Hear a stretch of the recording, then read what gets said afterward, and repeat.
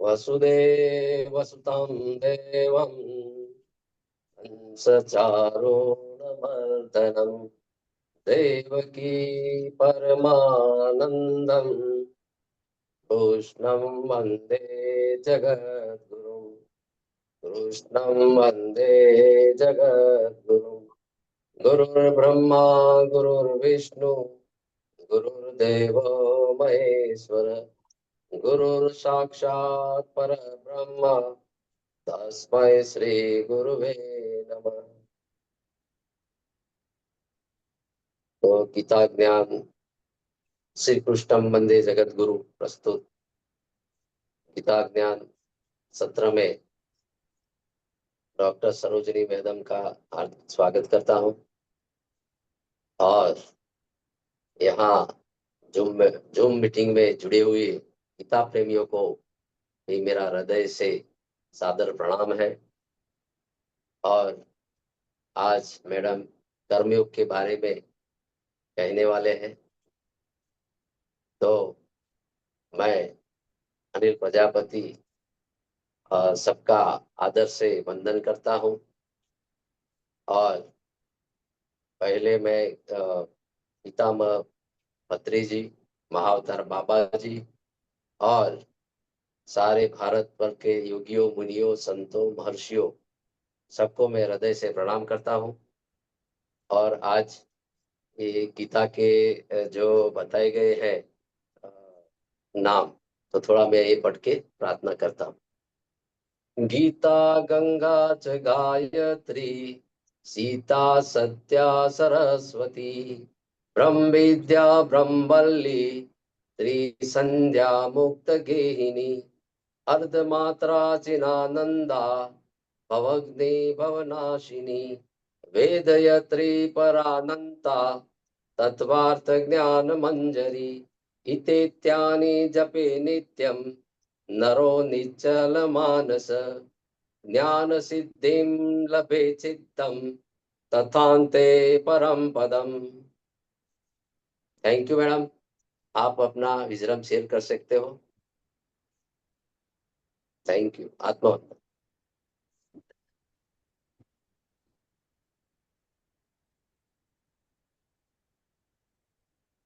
सर्वप्रथम हम सबके माता पिताओं को, अपने गुरुजनों को, मेरे गुरुदेव ज्ञान ब्रह्मा स्वामी सुंदर चैतन्य जी को, ध्यान ब्रह्मा पितामह डॉक्टर सुभाष पत्री जी को, गुड़ाकेशा ग्रैंड मास्टर श्री प्रबोध अच्युता जी को, कृष्णम वंदे जगत गुरु के संयोजक श्री अनिल प्रजापति जी को, इस गीता ज्ञान को और यहाँ पर उपस्थित सभी गीता प्रेमियों को इस समय को, स्थिति को, ज्ञान को कोटि कोटि नमन।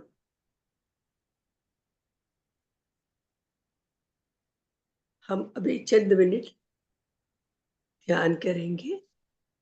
सभी लोग अपने हाथों को अब मिला लीजिए, उंगलियों को उंगलियों में फंसाकर मुस्कुराते हुए धीरे धीरे आंखों को बंद करते हुए अपने अंदर, अपनी सांसों के दौरान हम अपने को जानने की कोशिश करेंगे, उस सांसों के प्रति निगरानी रखेंगे।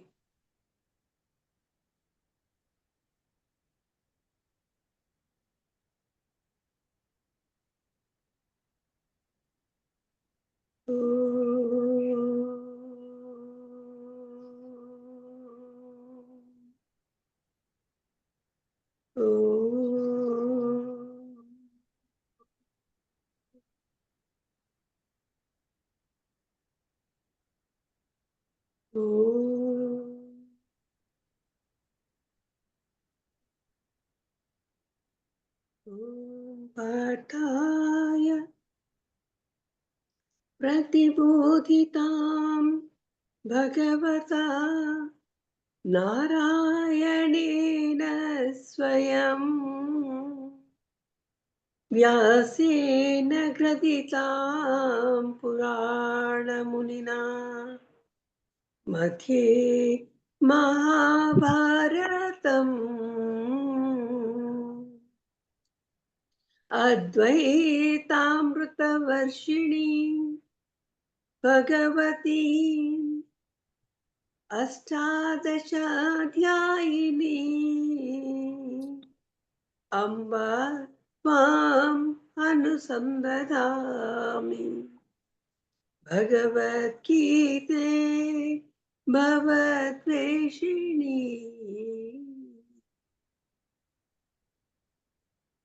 अपने सांसों के साथ जुड़े रहेंगे। नमोस्तुते व्यास विशाल बुद्धे पुल्लारविन्दायत पत्रनेत्र येन त्वया भारत तैलपूर्णः प्रज्वालितो ज्ञानमयः प्रदीपः।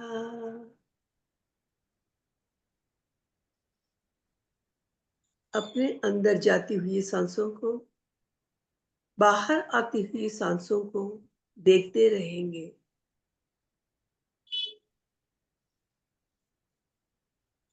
प्रपन्न पारिजाताय स्तोत्र वेत्रैकपाणये ज्ञानमुद्राय कृष्णाय गीतामृतदुहे नमः।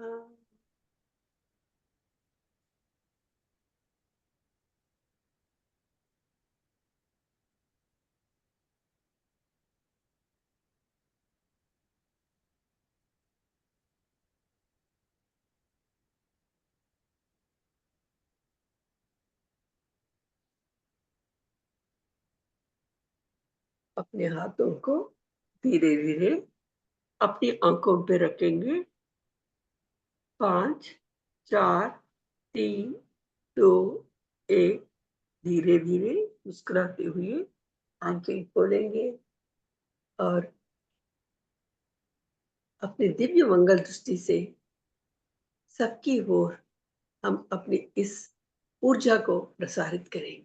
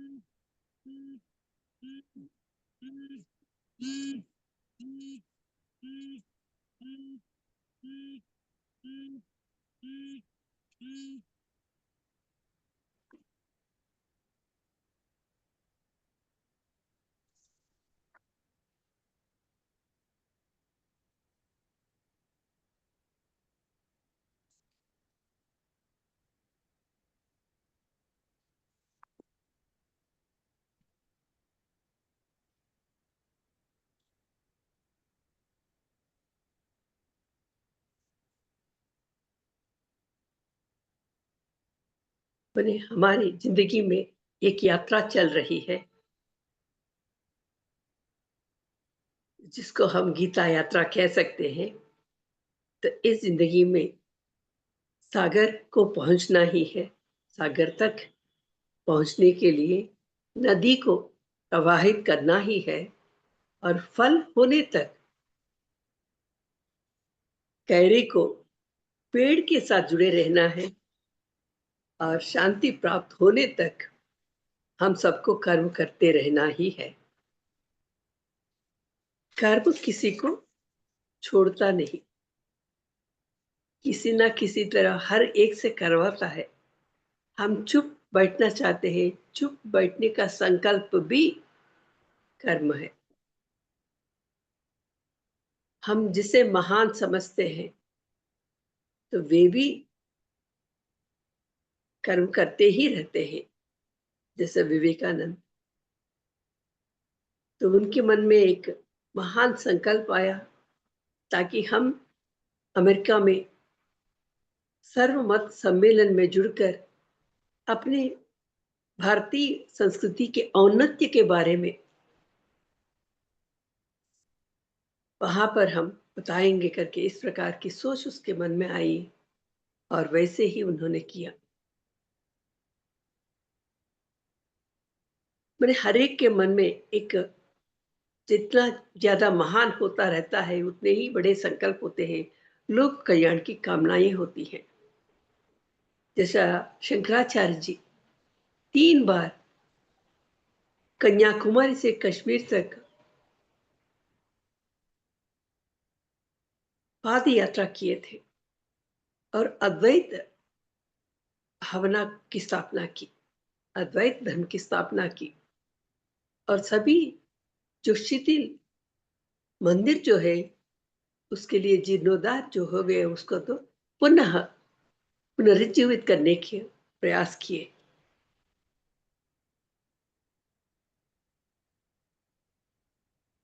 तो इस प्रकार हम देखते रहते हैं हर एक की जिंदगी में। वैसा दूसरे सांख्य योग के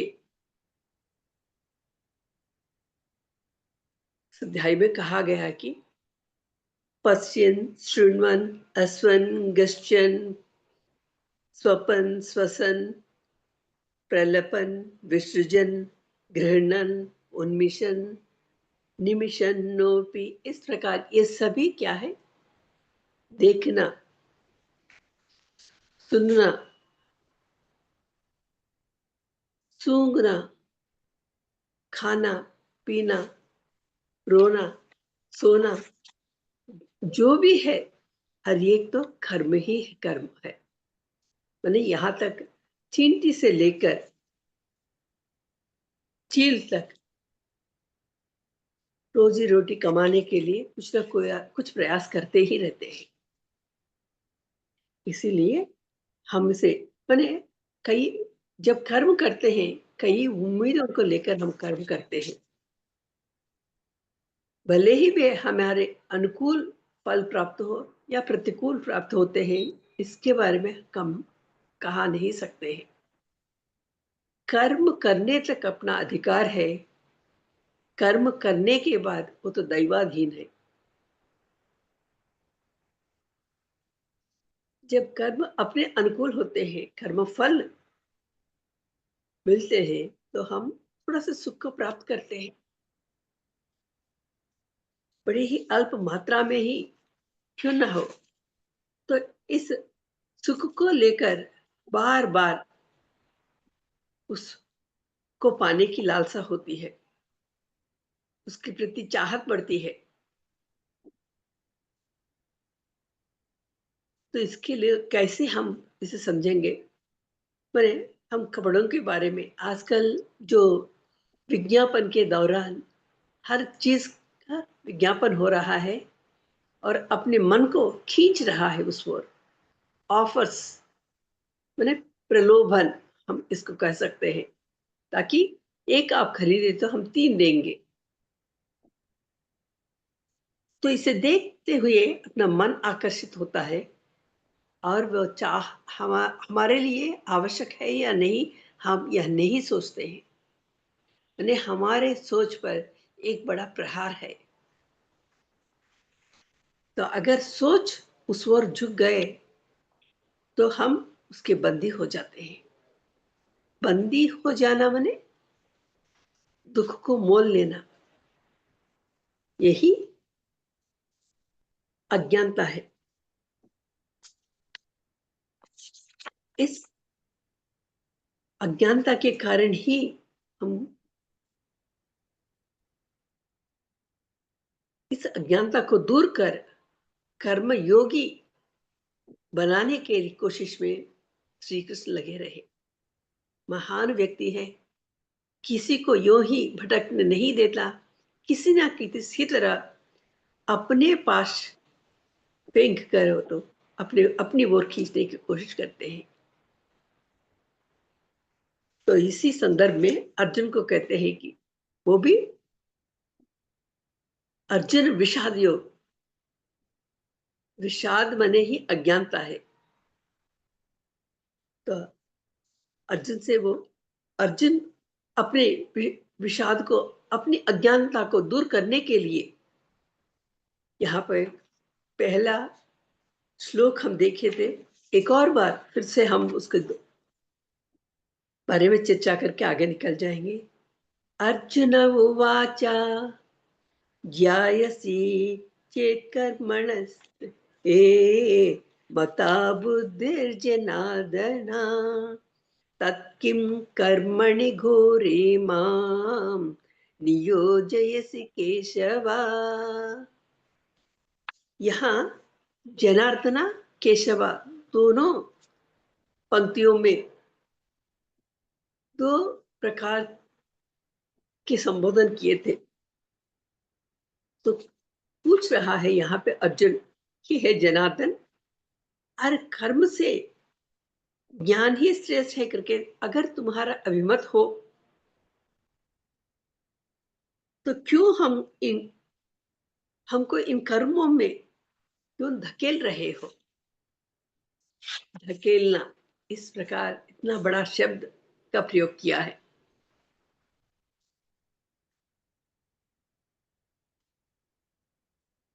तो यहाँ पर बुद्धि के साथ दो प्रकार के कार्य संभव हो रहे हैं। पहला है योग बुद्धि, मैंने कर्म से कर्म योग की ओर, ये तो साधन है, मन से बुद्धि की ओर, बुद्धि के साथ आगे बढ़ना।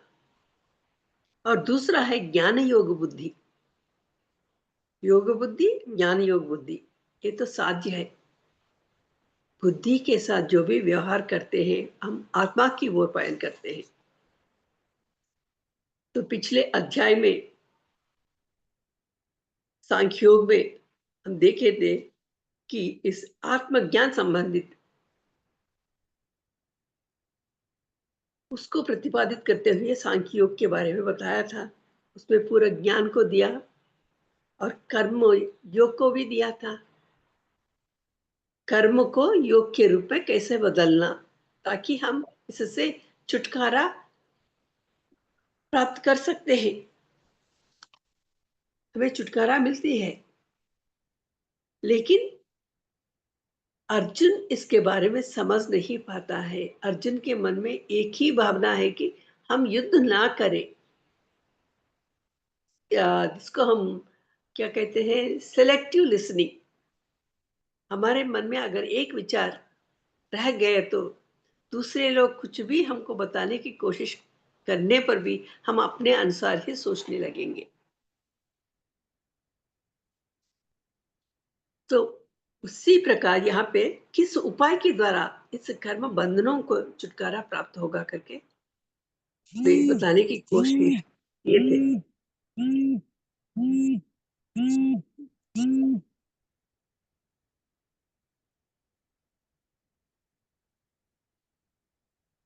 इससे पहले सांख्योग में तुम बुद्धि का ही आश्रय लो करके कहने के कारण अर्जुन के मन में अब यह संदेह पैदा हुआ, बुद्धि के शरण में जाओ। तो इसीलिए योग योगस्थ कुरु कर्माणि उसने कहा कृष्ण ने। लेकिन अर्जुन के मन में एक भावना होने के कारण फिर युद्ध करने के लिए कह रहा है। ये युद्ध तो बहुत ही घोर विषय है। ज्यायसी चेत कर्मणस्ते, ज्यायसी थे मता चेत करके यहाँ पे बता रहे हैं ताकि तुम इस ज्ञान से, कर्म से ज्ञान को श्रेष्ठ समझते हो, ये तुम्हारा अभिमत है। हे केशव, तद्घोरे कर्मणि, तब इस भयानक कर्मों में नियोजयसी क्यों हमको नियुक्त कर रहे हो? इस युद्ध में हमको नष्ट ही नष्ट दिखाई दे रहा है। तो दूसरे श्लोक में भी इसको और भी ऐसा समझ रहा है। या मिश्रेण वाक्येन बुद्धिं मोहायसीव मे, तदेकं वद निश्चित्य येन श्रेयोऽहमाप्नुयात्। व्यामिश्रेण इव, व्यामिश्रेण, व्यामिश्रेण वाक्येन बुद्धि मोहाय शिव में, मैंने व्यामिश्रेण दोनों को मिला दिया हो, भ्रम पैदा कर रहे हो तो। बुद्धि मोहाय शिव में, बुद्धि मोहाय सी इवा, इवा मने जैसा, मेरी बुद्धि को भ्रमित कर रहे हो, इससे उलझन पैदा हो रहा है। तदेकम निश्चित्य वद, तत् एकम निश्चित वद, एक को ही मैं श्रेय के बारे में बताने के लिए कहा तुमसे, लेकिन तुम हमको कर्म करने के लिए, युद्ध करने के लिए कह रहे हो, और तुम ही कह रहे हो ज्ञान श्रेष्ठ है, फिर हमको इस कर्म करने की क्या जरूरत है? योगस्थ ठाकुर कर्माणी करके बोल रहे हो। इन दोनों में काफी कंफ्यूजन लग रहा है। एक ही निश्चय करके, तदेक वद निश्चित या वद, एक ही निश्चय करके बताओ, हम ये न श्रेय अपनी आप, जिससे मुझे श्रेय प्राप्त होगा। तो इन दोनों के बीच में तुम उलझन पैदा कर रही हो। मैंने कहा एक ही विषय के बारे में बताओ हमें, ताकि हम उसको फॉलो करेंगे। दोनों, ज्ञान और कर्म दोनों एक साथ करना संभव नहीं है, मैंने दो कार्य एक साथ करना संभव नहीं है। तो इसीलिए हमको सही बतलाना, तुम क्यों मोहजाल में मुझे फंसा रहे हो, बार बार वही बात। तो ये संशय से भरा हुआ अर्जुन का यह पहला प्रश्न है। ये जनार्दन केशवा, माने हर शब्द में एक अंतरार्थ निहित होता है। जनार्दन माने यहाँ पे जो भी जन आरती से पूछते हैं उनको उसी प्रकार फल देते हैं। माने यहाँ जनार्दन माने मोक्ष को प्राप्त करने के लिए गुरु के यहाँ जाकर याचना करनी पड़ती है, मुझे मोक्ष प्रदान करो। जबकि मोक्ष प्रदान नहीं कर सकते हैं, मोक्ष संबंधित साधन दे पाएंगे। फिर से ये केशवा इससे भी संबोधित कर रहा है। केशी नामक यहाँ दुष्ट व्यक्ति का, राक्षस का वध किया है कृष्ण ने, इसलिए उसको केशी, केशव नाम प्राप्त हुआ। तो ये नारद महर्षि ने कहा तुमने केशी का वध करके सबकी भलाई, मैंने लोक कल्याण को किया है, इसीलिए केशव नाम से तुम जाना जाएगा। ये नारद महर्षि की देन है, उपाधि है, मैंने इस नाम से तुम विख्यात होगे। जब भी हम कुछ लोग कल्याण कार्य करते हैं तो बड़े बड़े महान लोग, सभी लोग आकर बहुत खुशी के, खुशी को मानते हुए बदले में वे वरदान देना चाहते हैं। मैंने यहाँ मोक्ष प्राप्त होना बहुत बड़ी बात है। अज्ञानता को लेते हुए हम कैसे मोक्ष प्राप्त करेंगे? जब तक पूरी तरह से 100% अज्ञानता नष्ट होने तक मैं क्या हूं हमें मालूम नहीं होता। अज्ञानता का नाश होने से ही ज्ञान प्राप्त होता है। इसीलिए दो नामों से यहाँ पे संबोधन किया है कृष्ण को।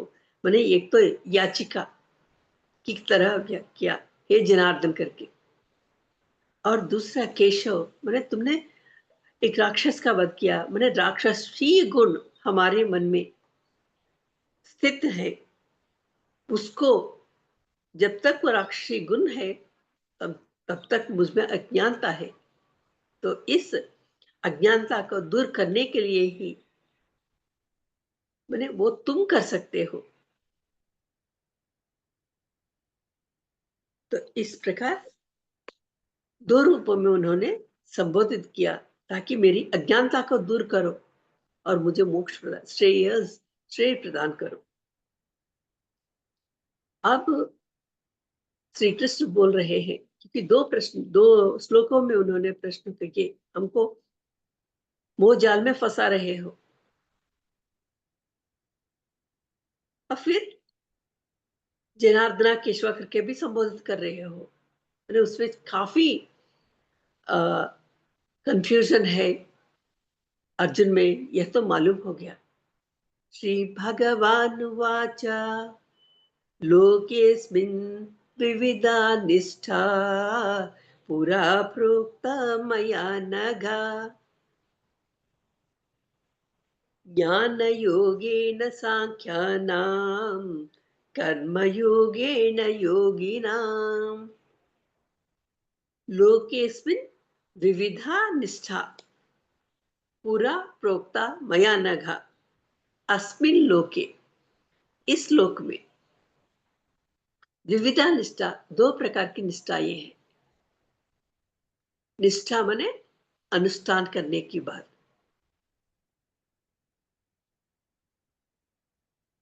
ये आचरण करने का है। पुरा प्रोक्ता, पुरा बहुत पहले, मैंने सृष्टि के आरंभ में, प्रोक्ता बताया मैंने, मया मेरे द्वारा ही, ज्ञान योगेन सांख्यना कर्म योगेन योगिना, ज्ञानियों के लिए सांख्या नाम, सांख्य योग, इसके पहले हम लोग देखे थे, और कर्म योगेन योगिना, हम सब गृहस्थ हैं, कर्म करना अनिवार्य है। ऐसा ज्ञानी लोग भी कर्म करते हैं, लेकिन उसके मन में एक ही भावना है कि सर्वत्र परमात्मा ही है। पूर्ण रूप से वे लोग तत्पर है, लेकिन हमारे मन में थोड़ी सी अज्ञानता होने के कारण, इसीलिए अपने कर्मों को कर्मयोग के रूप में बदलकर बस एक ही फल दोनों के लिए मोक्ष को प्राप्त कर सकते हैं। तो कर्मयोग योगी के लिए भी, ज्ञानी योगी के लिए भी फल मोक्ष ही है। तो ये दो निष्ठाएं, क्योंकि उनके लिए, ज्ञानियों के लिए वो निष्ठा, और कर्मियों के लिए, कर्मिष्ठियों के लिए, हम जैसे कर्मिष्ठियों के लिए कर्मयोग है। तो बदले में अर्जुन को संबोधित करते हैं, क्योंकि उन्होंने पूछा केशवा जनार्दना करके, तो अनघा, इस प्रकार उन्होंने कहा।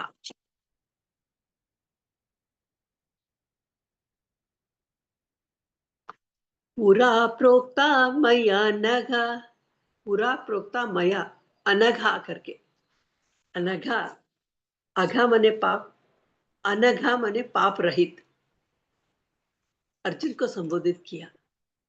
मैंने जिस रूप में हम जैसे संबोधन करते हैं, उसी रूप में हमको भी संबोधन करता है भगवान। तो अर्जुन ने प्रश्न किया, तो बदले में अर्जुन को उसके मन में जो संशय है, संशय के कारण बहुत दुखी हो रहे हैं, उस दुख को दूर करने का प्रयास इस प्रकार संबोधन के द्वारा किया। फिर बाद में आचरण की बात आती है, ताकि उस समय में एक व्यक्ति बहुत दुखी हो तो उस समय किस प्रकार हम उसको सांत्वना प्रदान कर सकते हैं। अनघा करके उन्होंने सांत्वना प्रदान किया। संजय जी ने ऐसा कहा, अर्जुन को महात्मा कहकर संबोधित किया है। मैंने यहाँ जो व्यक्ति महात्मा किसको कहते हैं? जो व्यक्ति पाप को देखकर भयभीत होता है, पाप से दूर रहना है। महान आत्मा यो ही नहीं बन जाते हैं, मैंने पाप से बहुत ही दूर रहते हैं, मैंने केवल धर्माचरण के साथ ही जुड़े रहते हैं। वे पापाचरण को देखकर भी सहन नहीं कर पाते हैं, जैसे विभीषण को देखा, विदुर को देखा, बलराम को देखा। ऐसे कई लोग हैं, वे दूर हो गए हैं ताकि इस प्रकार के कर्मों में हम जुड़ नहीं पाएंगे, हमसे वो देखा नहीं जाता है।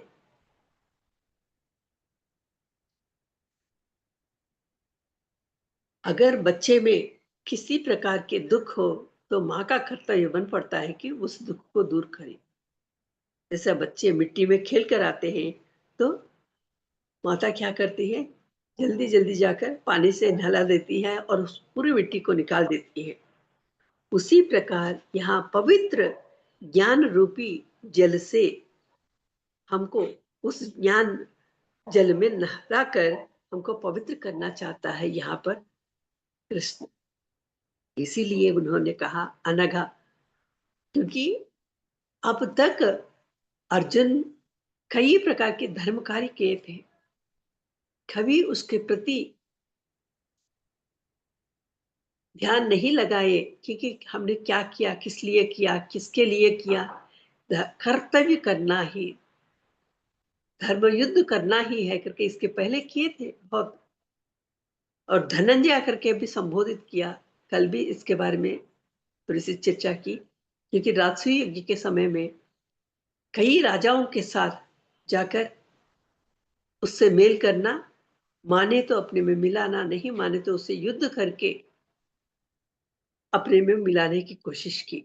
और उस समय जो कुछ भी लाया उस राज्य के साथ, प्रजा भी होते हैं, धन भी होता है, सबको अपने भाइयों के चरणों में सौंप दिया, ताकि ये नहीं, उन्होंने उस पर किसी प्रकार का हक नहीं जताया, दावा नहीं किया कि ये मैंने ये कार्य किया, ये मेरा है करके। भाई ने एक जिम्मेदारी सौंप दी, बस वो करके उसके चरणों में सौंप दिया। इसीलिए धन को भी जीत लिया धनंजया, कई राज्यों को जीत कर आए, फिर भी उस वोर वे झुके नहीं, अपने मन को बहुत अधीन में रख लिया, इसलिए धनंजया। तो यहाँ पे कह रहे कि तुम तो धन को ही जीत लिया है, मन को जीतना अभी जरूरी है। कुछ हद तक धन की ओर मन नहीं गया, लेकिन अभी कायरता घर कर गई, तुम हमें मोह जाल में फंसा रहे हो।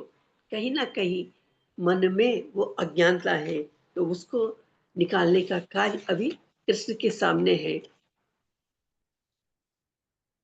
तो इस श्लोक पे दो प्रकार की निष्ठाएं, एक ज्ञान निष्ठा, एक कर्मयोग निष्ठा। यहाँ पे विहित कर्म माने जो धर्मबद्ध हर एक के लिए एक कर्तव्य होता है। इसी संदर्भ में चातुर्वर्ण वर्णों की सृष्टि हुई, ब्राह्मण, क्षत्रिय, वैश्य, शूद्र, अपनी मानसिक स्थिति। और दूसरी बात है हमारी काबिलियत, अपनी समर्थता, जित क्या सामर्थ्य है मुझ में, उस प्रकार इस प्रकार विभाजित किया है। उस सामर्थ्य को देखकर उसे विभाजित किया, कौन कौन क्या क्या कर्म कर सकते हैं। कर्म के अनुसार वर्ण विभाग हुआ है, ना कि जिस घर में तुम पैदा हुए हो उसके अनुसार वर्ण नहीं। लेकिन आजकल वो बदल गया, वो भावना बदल गई। तो इस उपाय को ही साधना के रूप में इसका पालन करना है। उदाहरण के लिए ध्यान योगी हम कहते हैं, केवल ध्यान के प्रति ही उनका झुकाव है, वही आचरण करता रहता है, तत्परता। तपोनिष्ठा, एक ही विषय को लेकर हर दिन उसका अनुसरण करना। जैसे कि हम रोज घर के आंगन को साफ करके चावल के आटे के साथ हम रंगोली डालते हैं।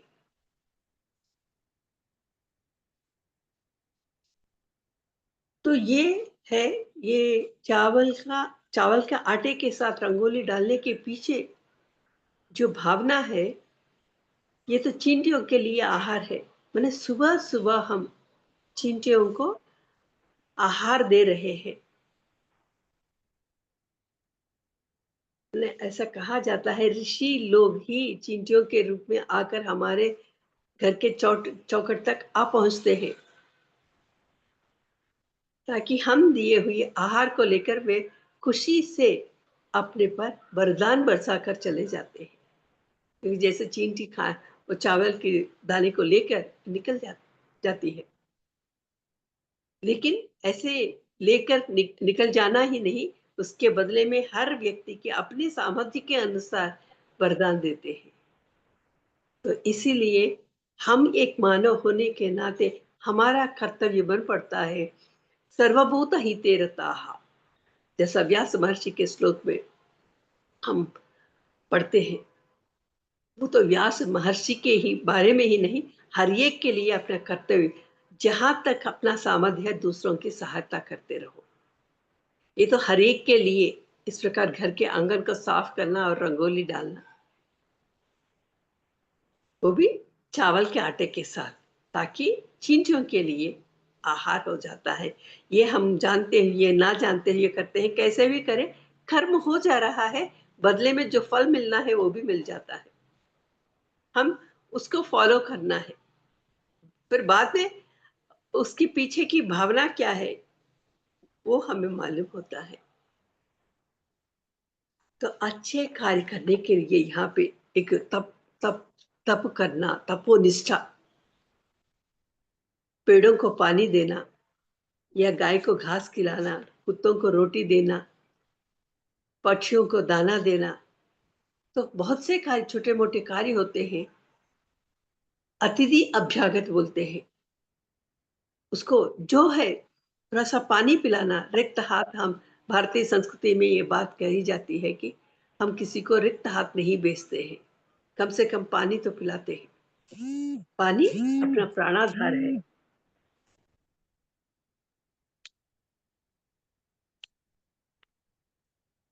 यही तपस्या है। तो इस प्रकार हम इस कर्मयोगी बनने के लिए जो जो छोटे मोटे विषयों से ही हमको आगे ले जा रहे हैं, मैंने अपनी संस्कृति में इस प्रकार की बातें निहित की गई है। ये तो इस प्रकार हम इस निष्ठा में पुरा प्रोक्ता मया नघा, पुरा प्रोक्ता मैंने बहुत पुराने की बात है, मैंने सृष्टि के आरंभ में ही इस प्रकार का ज्ञान दिया गया है। सृष्टि के आरंभ मैंने पहले सृष्टि के पहले ही ज्ञान है, उस ज्ञान को लेकर ही सृष्टि हुई। मैंने बिना ज्ञान के हम जो भी कोई भी कार्य करें, तो मैंने हम जो करने जा रहे हैं उसके बारे में ज्ञान ना हो तो उसका नतीजा कुछ और निकलता है। तो पूरी तरह से उस बारे में ज्ञान प्राप्त करके अगर वो कार्य करे तो अपने अनुसार नतीजा निकलता है। जैसा अभी युद्ध भूमि में कदम रखकर अर्जुन विचलित हो गए अपने लोगों को देखकर। जब अपने लोग, ममत्व की भावना आ गई, जब ममत्व की भावना आती है तो हम धर्म से विचलित हो जाते हैं, धर्म से दूर हो जाते हैं। इसीलिए अर्जुन स्वधर्म को परधर्म मान रहा है। वो विचलित हो गए, धर्म से विचलित हो गए अपने लोगों को देखकर। ये स्वार्थ भावना उसमें आ गई तो मन विचलित हो गया, तो धर्म से भी विमुख हो गया। तो कितनी बड़ी बात है धर्म से विमुख हो जाना।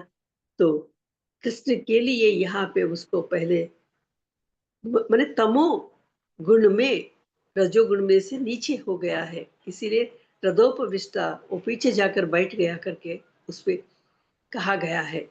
माने हम पीछे पीछे हो जाते हैं, नीचे नीचे हो जाना, हम अपने स्थान से, अपने स्तर से नीचे हो जा रहे, तो उसमें से निकालना है। उस ज्ञान के साथ मैं सृष्टि आरंभ में, इस सृष्टि के बाद वो जो ज्ञान है उसे वेद ज्ञान हम कहते हैं। इसके साथ ही उन्होंने वो रचना की। तो इस श्लोक में इसके पीछे का कारण क्या है ये बता रहे हैं, क्योंकि मोक्ष को पाने के लिए अधिकारी केवल मानव ही है। क्यों? हमको ही एक ज्ञान दिया गया। देखिए, युद्ध भूमि में गीता ज्ञान देना, कहते हैं हम कि युद्ध भूमि में कौन उसके प्रति ध्यान दे सकते हैं, कौन सुन सकते हैं। लेकिन यहाँ कहा जाना है कि जो व्यक्ति जिस व्यक्ति को जो चाहिए उसी समय वो उसको समझता है। ये एक क्लाइबियम, ये कायरता की बात कभी अर्जुन को मालूम ही नहीं। नहीं तो कैसे धनुर्धारी साबित होता है। लेकिन असली युद्ध भूमि में आने के बाद बहुत ही जरूरत है, सख्त जरूरत पड़ने समय में ये कायरता कैसे आ गई। कभी कभी हमारे अंदर जो छिपे हुए हैं वो गुण बाहर आते हैं। जब विषमे समुपस्थितम अनार्यजुष्टमस्वर्ग्यम अकीर्तिकरम अर्जुना। अरे ऐसे विषम समय में तुमको इस प्रकार की कायरता कैसे घर कर गई, इससे बाहर निकालना है। ये कृष्ण के लिए एक सवाल हो गया। अर्जुन जैसे धनुर्धारी, बड़े वीर धीरोद्धारी, उसको उसमें कायरता आ गई। कायरता में से बाहर लाने तक वो युद्ध नहीं कर सकता, उसकी क्षमता से दूर हो गया वो। तो उसको याद दिलाना है। तो ये मोक्ष के लिए अधिकारी मानव ही है, क्योंकि इस भूमि में, मत्स्य लोक में, मानव लोक में ही मानव ही माधव है। इसीलिए इस सृष्टि की रचना में के पीछे ये ज्ञान का निहित होना और उसको हम तक पहुंचाना, हमको उस ओर, नहीं तो हम कुंभकर्ण की तरह तमोगुण में ही रहते हैं। फिर रजोगुण में मैं, मेरा, मेरे साथ ये संभव हो रहा है, अपना अहम को प्रदर्शित करते हैं और अपनी मनमानी करते हैं।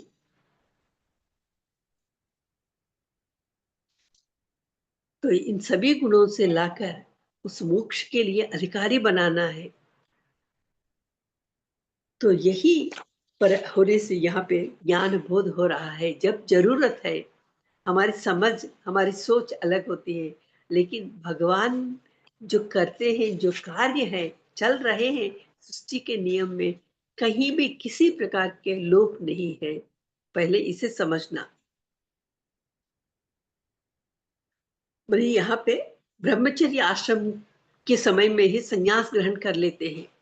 अभी शंकराचार्य जी, वो तो ब्रह्मचारी ही रहे, लेकिन संन्यास ग्रहण करने के लिए माता की आज्ञा का पालन करना है, माता से अनुमति लेना है, उसके लिए वो तो प्रयास किए थे और उसी समय में चले गए।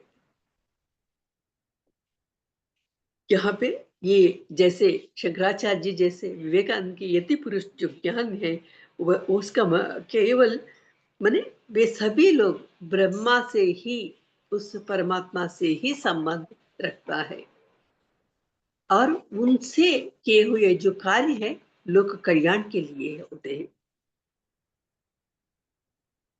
ये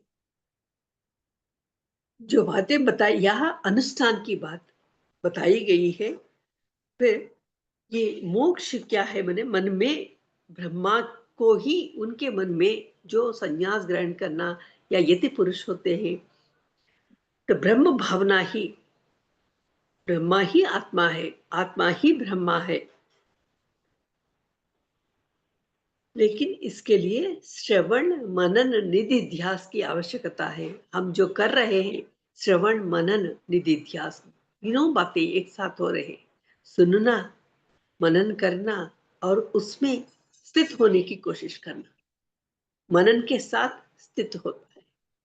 जितना ज्यादा हम मनन कर पाएंगे उतनी ही ज्यादा गहराइयों में जा सकते हैं और उस ज्ञान को हम समझ सकते हैं। जब तक पूरी तरह से हम समझ नहीं पाते हैं वो आचरण में नहीं आ पाता, तो इसके लिए मनन की आवश्यकता है।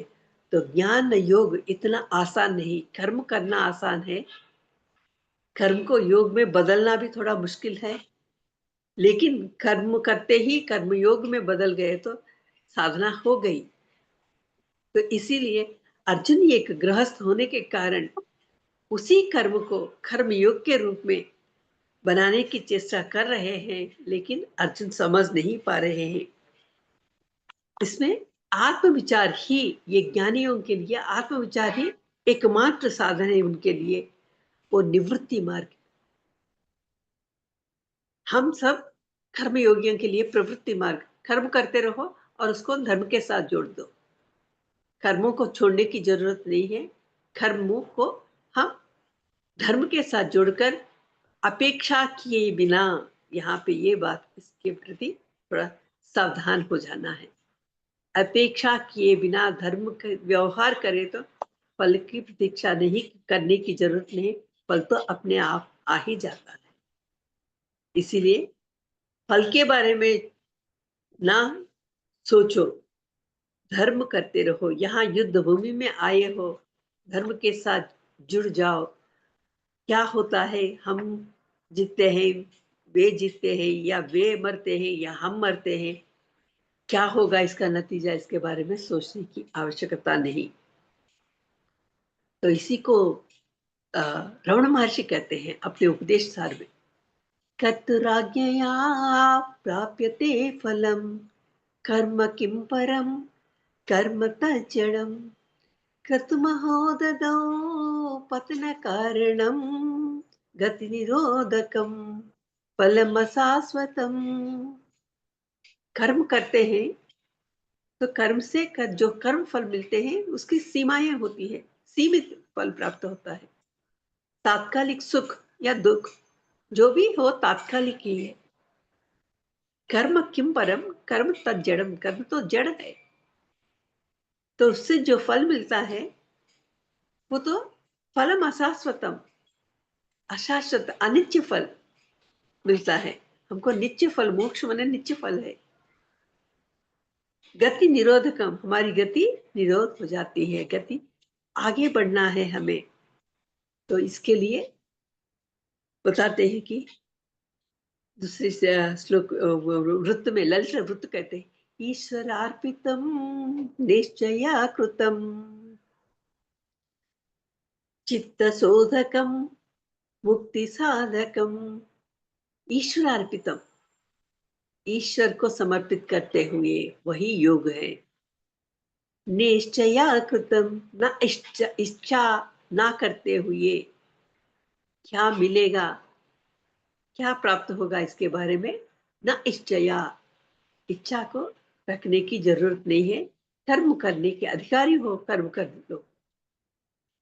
तो इससे हमें क्या प्राप्त होता है, चित्त शोधकम, चित्त शुद्धि होती है। कर्म क्यों करना है, कर्मों के द्वारा ही चित्त शुद्धि, हमारे मन में अज्ञानता है लेकिन शुद्ध होना है। चित्त की शुद्धि के लिए ही कर्म, अपने कर्मों को धर्मबद्ध होते हुए अनुष्ठान करना है। तो इस प्रकार यहाँ मुक्ति साधकम चित्त शोधकम, मुक्ति साधकम, मुक्ति प्राप्त होना है हमें, मोक्ष प्राप्त होना है, तो अपने कर्मों को धर्म के साथ योग कर लो और बिना अपेक्षा किए, तो तुम्हारा जो रास्ता है सुगम है। इस प्रकार बताते हुए यहाँ पे हमको यह ज्ञान हमें दिया गया है, कर्म निष्ठा, बुद्ध ज्ञान योग निष्ठा, किस प्रकार हमें आगे बढ़ना है, आ, इस प्रकार बताते हुए रमण महर्षि जी भी हमारे साथ जुड़ गए हैं। तो इस संदर्भ में उनकी ऊर्जाओं के साथ विवेकानंद जी, शंकराचार्य जी, रमण महर्षि जी और अपने गुरुजनों के, हम सबके इस गीता ज्ञान के साथ जुड़कर कुछ पल हम ध्यानमग्न हो जाएंगे। चश्मा उतार लीजिए। धीरे धीरे अपनी आंखों को बंद करते हुए, मुस्कुराते हुए अपने अंदर चलती हुई सांसों के साथ जुड़ जाएंगे।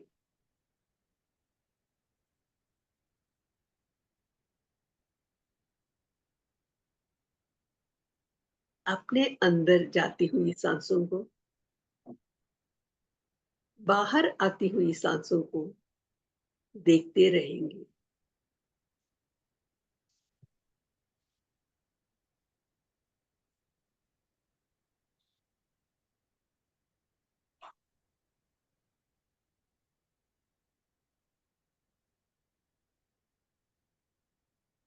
सांसों के साथ दोस्ती, सांसों के साथ मस्ती।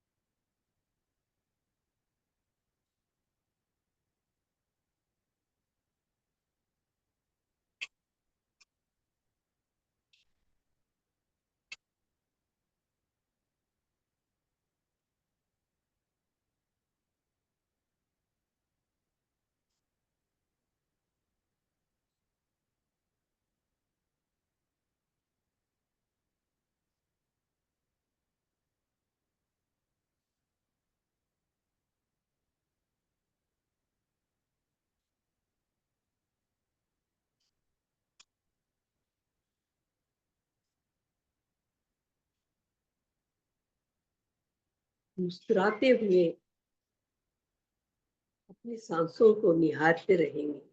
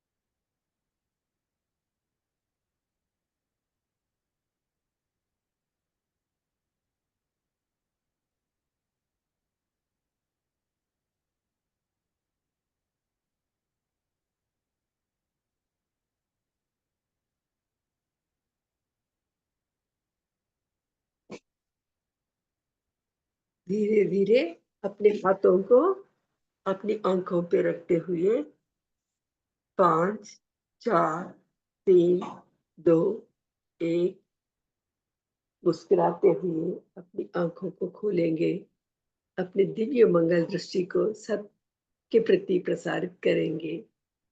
ऐसा सुनहरा मौका इस प्रातः संध्या के समय में कृष्णम वंदे जगत गुरु सत्र में हम सब लोग जुड़े हैं। इसके लिए अपने माता पिताओं को, अपने गुरुजनों को, खासकर कृष्णम वंदे जगत गुरु के संयोजक श्री अनिल प्रजापति जी को और यहाँ पर उपस्थित सभी प्रतिभागियों को, गीता प्रेमियों को, इस गीता ज्ञान को, इस स्थिति को, समय को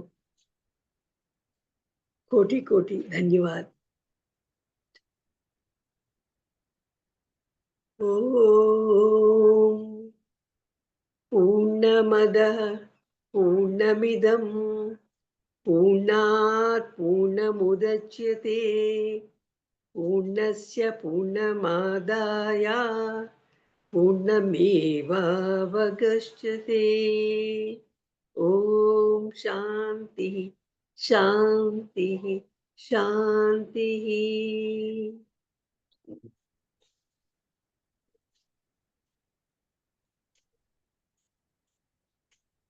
thank you thank you. Madam. Thank you, बहुत अच्छा। आज कर्मयोग का स्टार्ट कर दिया आपने लास्ट श्लोक से ही, तो बहुत अच्छी बातें आपने बताई।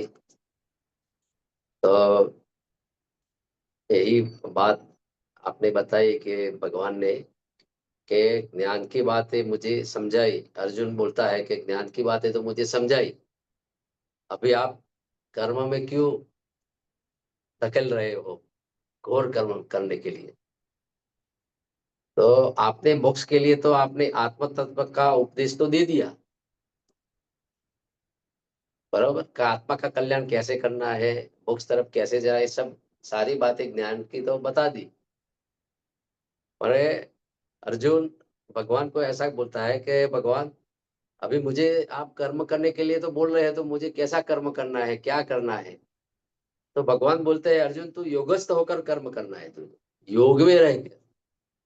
तो मेरा कल्याण एक ज्ञान मार्ग है, ज्ञान मार्ग में ही कल्याण छुपा है। और जो निष्काम कर्म करने में भी मेरा कल्याण है, ऐसा भगवान बोलते हैं।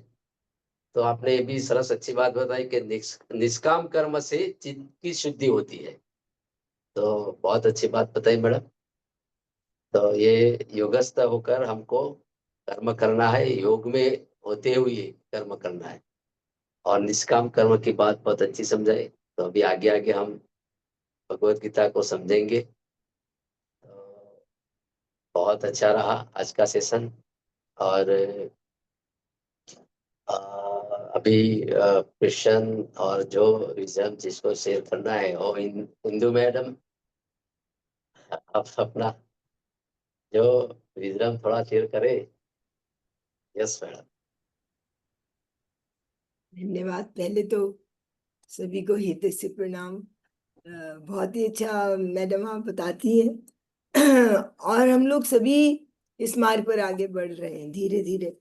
और बात भी सही है, कंफ्यूजन हमारे भी कई बार बहुत हो जाता है ना, कि हमारे ज्ञान तो हमारा ये कह रहा है कि लेकिन कर्म हमको उस समय उस परिस्थिति में कैसा कर रहे हैं। तो दोनों का ही बहुत जरूरी है।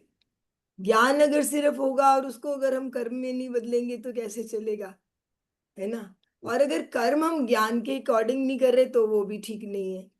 तो दोनों का सामंजस्य होना वास्तव में जरूरी है। तो यहाँ पर पहले तो कंफ्यूजन ही है कि आप एक तरफ तो कह रहे हैं कि ज्ञान का मार्ग है, सांख्य योग पूरा हमारा ज्ञान का ही है, फिर आप कह रहे हैं नहीं कर्म करना भी बहुत जरूरी है ना। तो ये तो बहुत है। और लेकिन जैसे जैसे हमारे में विवेक आ जाएगा, जब जब जैसे जैसे अज्ञानता हट जाएगी, तो ज्ञान और कर्म जो है दोनों ही हमारे लिए बिल्कुल क्लियर हो जाएंगे कि क्या हमको करना है ना। तो ये बहुत अच्छा, इसमें कर्म योग में सारा यही बताया गया कि किस प्रकार के हम कर्म करें। अपने को अगर हम विषाद में रखते हुए ही कर्म करते हैं तो हम वो कर्म भी नहीं कर पाएंगे। अच्छे से, है ना। तो हमको विषाद से तो हटना ही है, तभी हम कर्म कर पाएंगे। और दूसरी बात जो हमको ये भी है कि हमको जो भी काम करें वो 100% अपना उसमें रह के करें। जो भी काम हम करते हैं, अगर उसमें हम उस समय हम विचलित हैं कि हम ये उस समय हमारे में क्लैरिटी नहीं है कि हम ये काम हमको करना है, और फल की इच्छा तो हम करें नहीं, है ना। कर्मण्येवाधिकारस्ते, हमारे को कर्म करने पे तो अधिकार है। और कभी कभी क्या है, पिछले कर्मों के द्वारा भी हमको इस जीवन में, इस जीवन की यात्रा में, ये जो हमारा छोटा सा लाइफ स्पैन हमको ये मिला है, उसमें हम कई बार बहुत ऐसा हो जाता है कि दुखी है कि हम तो ऐसा कर नहीं रहे, लेकिन हमको ऐसा प्राप्त हो रहा है फल। तो वो हमारे पहले के कर्मों के द्वारा हमको मिला, क्योंकि हम जान गए हैं अब, है ना। हम अज्ञानता हमारी थोड़ी थोड़ी हट गई है, हम जान गए हैं कि हमारे बहुत सारे जन्म हो चुके हैं पहले, और हर एक जन्म में हमने कर्मों के बंधन जोड़े हैं अपने साथ। और उसका प्रक्षालन तो धीरे धीरे ही होगा, एक ही जन्म में तो सारा होने वाला है नहीं। तो वही हमारे सामने कई बार आ जाते हैं, विषाद का कारण भी बन जाते हैं। लेकिन ये अगर हमारे में विवेक होगा, हमारे हमको क्या करना है, विवेक पूर्ण हमको होके उसको करना है आगे। तो ये भी बात बिल्कुल सही कि युद्ध भूमि में ऐसा ज्ञान दिया। अगर हम जैसे अब हम यहाँ पे बैठे हैं तो शांत वातावरण है ना, या कोई और जगह भी है, शांत वातावरण में ज्ञान उतरना बहुत इजी है ना। हम सुन रहे हैं, किसी को भी हम सुन रहे हैं और हम ग्रहण कर रहे हैं, श्रवणन, और उसके बाद चिंतन मनन। लेकिन युद्ध भूमि में ऐसा समय, जो जिस समय इस चारों तरफ शंख और नगाड़े और युद्ध का हो रहा है, और अर्जुन युद्ध करना नहीं चाह रहा, तो आप सोच सकते हैं कि कैसे उसके मन की दशा होगी, है ना। तो ऐसे ही हमारे जीवन में भी, ये जीवन भी हमारा इस तरह का, एक तरह का ऐसा ये युद्ध भूमि है। बहुत बारी ऐसे परिस्थितियां आ जाती हैं कि हमको समझ ही नहीं आता कि हम क्या करें उस समय। तो उस समय के लिए ये है कि जितना हमको जो है हमारे में स्थिरता होगी, जितना हम अंदर से शांत होंगे, तो हम उसका फैसला वैसा ले पाएंगे, है ना। तो ये सारी बातें एक्चुअली क्या है कि सारा कुछ ही हमको ऐसे लगता है कि कर्म योग अलग है, ज्ञान योग अलग है, सभी आपस में ही एक दूसरे से मिले हुए, और उसके मिले हुए ही हमारा जीवन भी है। ऐसा नहीं है कि एक ही बस कोई डिमार्केशन है कि नहीं, इस समय ज्ञान है तो इस समय कर्म है, ऐसा नहीं है ना। तो ये बात है। और एक बात मुझे आपकी बहुत ही अच्छी लगी, मुझे पता नहीं था ये, कि रंगोली जो बनाते हैं तो वो जो राइस वाले उसका आटे का बनाते हैं, इसलिए बनाया जाता है। ये मैंने तो ऐसे, हम लोग तो ऐसे ही सोचते हैं कि नॉर्थ में इतना रंगोली का है भी नहीं, है ना। उधर साउथ हाँ की साइड जी, में तो हम हाँ। देखते हैं छोटे छोटे, बहुत अच्छी भी लगता है। घर के आगे चाहे छोटा सा ही बनाया है चाहे, है ना, तो बहुत अच्छा। तो ये मेरे लिए बहुत ही ज्ञानवर्धक था कि ये क्यों राइस के उससे बनाया जाता है।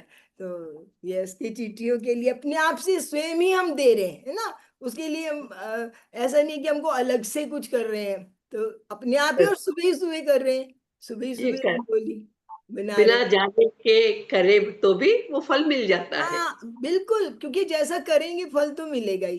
तो हाँ, वो मुझे बहुत ही अच्छा लगा। तो ये सब एक आचार संहिता हमारे यहाँ दिया गया है कि ये आचार तुम करते जाओ, तो अपने आप वो मिल जाएगा। घर का आंगन हम्म, साफ करो, रंगोली डाल दो, बात हो गई। लेकिन बिल्कुल। इसके पीछे इतना साइंस, इतना लॉजिक, ये सब है, ताकि सर्वभूत हिते रसा के अंतर्गत चले गए। हाँ बिल्कुल। और उसके लिए आपको कहीं और जाना भी नहीं पड़ रहा, ऐसा भी नहीं है कि कहीं अपने आप लिए किसी मंदिर में जाएं, कहीं जाके वहां पर दान दें, है ना। अपने वहीं बैठे बैठे आप कर रहे हैं, एफर्टलेस एक्शन जिसको लाफ्जू कहते हैं। तो बहुत यस, बहुत ही अच्छा, धन्यवाद आपका। और अनिल प्रजापति जी, आपका भी धन्यवाद इस thank you madam, thank you. मंच बहुत पे अच्छी देने के बात लिए। है गीता कि जो जी, पहले आपका भी ऋषि मुनियों क्या धन्यवाद। करते थे, ऋषि मुनियों की जो कुटीर होती थी, तो हम्म। उसके सामने वो चावल और आटा का वो रंगोली बनाते थे सुबह में, मॉर्निंग में। और इससे चींटियों सब उसका आहार करती थी, ले जाती थी, वो करती थी, तो ऑटोमेटिक वो कर्म बन जाता था, निष्काम कर्म। तो अभी घर में भी ऐसे ही करते हैं हम। उमरोट जो आता है, इसमें हम साथिया करते हैं, स्वस्तिक बनाते हैं, और कंकु से ऐसा करते हैं और फिर चावल डालते हैं और ऐसी पूजा हम करते हैं ऐसा भी। पर ऐसा मीनिंग पता नहीं है कि भाई ये क्यों करते थे। तो ऋषि मुनियों ने ये पहला ये किया था। अभी एक क्या है प्रथा कि के रूप में। अभी ये जनरेशन में ये अभी कलर आ गए तो इससे कोई मतलब नहीं है। अभी लेकिन ये उससे मकान भी यस, उससे तो अभी ऐसे मंगे रंगोली करते थे। सही हाँ, बात है। लेकिन चींटियों को आहार नहीं मिलता, इसीलिए चावल का आटा से कहीं ना कहीं किसी भी कोने पे वो छोटा सा कर देना, वहां पे रख दो। अगर रंगोली रंगों से ही भरना, भर के करना, करो, लेकिन ये बहुत जरूरी है। इसी से हमको वो क्या है, चित्त शुद्धि जो है वो जरूरी है। बिल्कुल ठीक बिल्कुल है। मैडम, बहुत अच्छे हाँ बात है। हाँ। तो थैंक यू मैडम। और गीता मैडम, आप बोलिए। Yes madam. आत्मवंदन सभी को। बहुत ही अच्छी तरह से सरोजिनी मैडम आप बता रहे थे, हिंदू मैडम भी उसके साथ साथ कुछ और कुछ बताए। हम तमिल लोग फ्रॉम तमिलनाडु, हम लोग रोज चावल का आटा से ही बाहर रंगोली करते हैं। एक सूखा रंगोली पाउडर भी है और एक गीला रंगोली पाउडर भी है।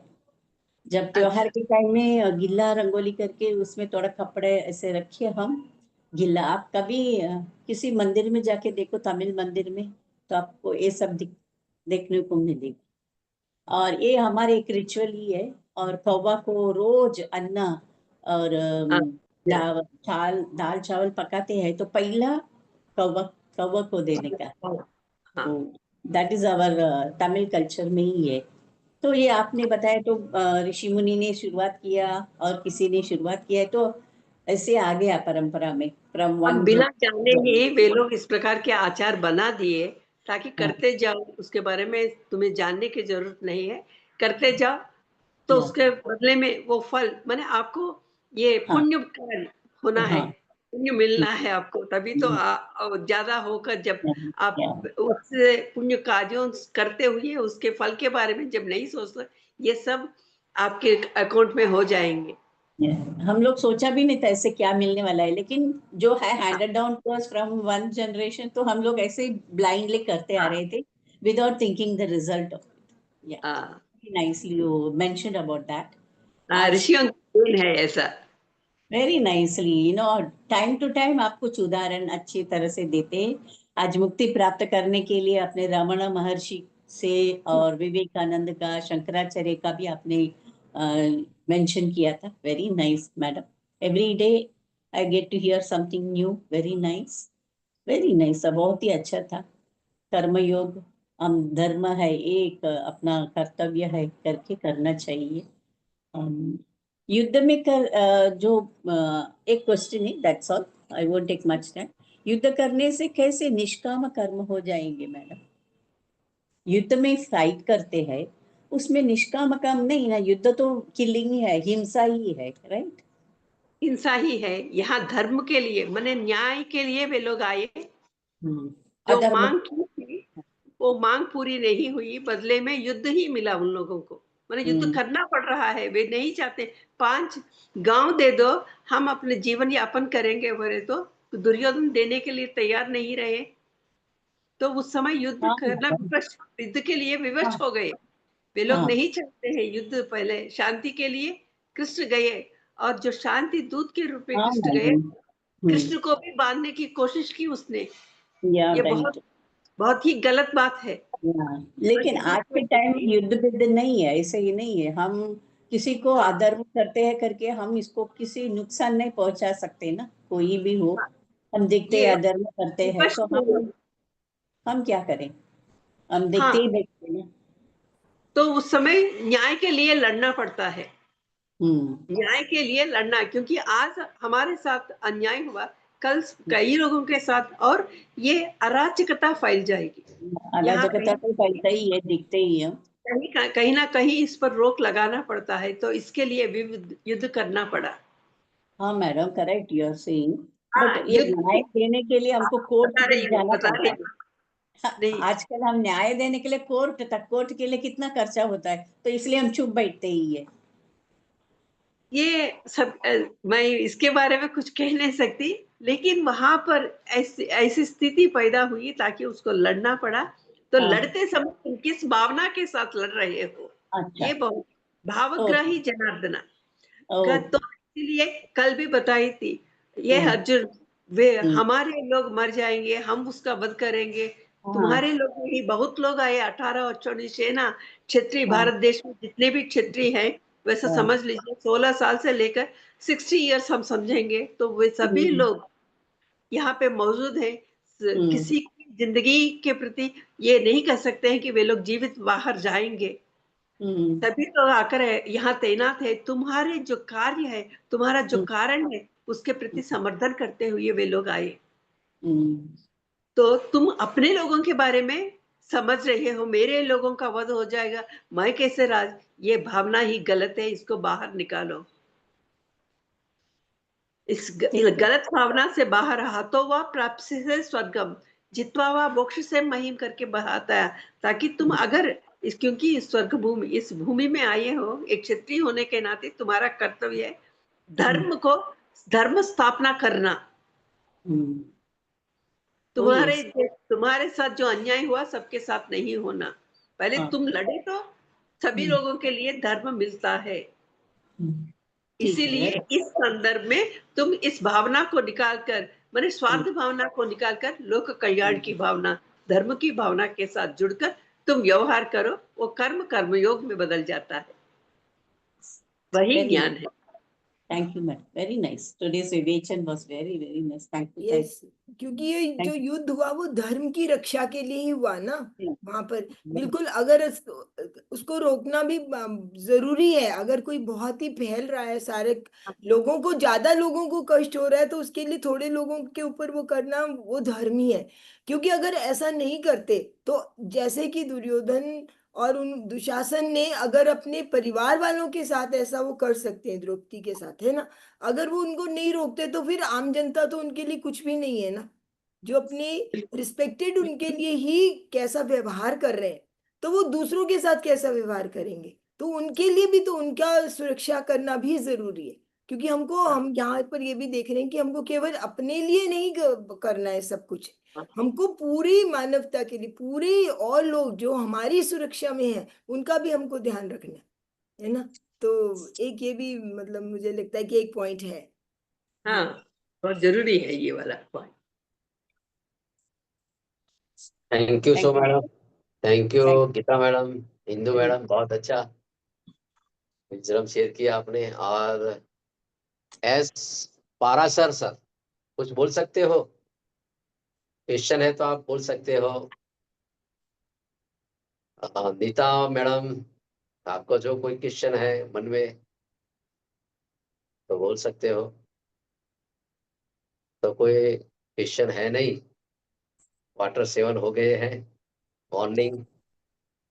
और बहुत आज अच्छा रहा। तो जी। सभी गीता प्रेमियों को मेरा आत्मवंदन, मेरा प्रणाम। और यहाँ हम ये सेशन को हम समापन करते हैं। सबका मंगल हो, सबका मंगल हो, सबका मंगल हो, सबका मंगल हो।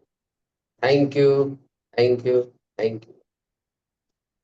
धन्यवाद सभी को हृदय से। धन्यवाद।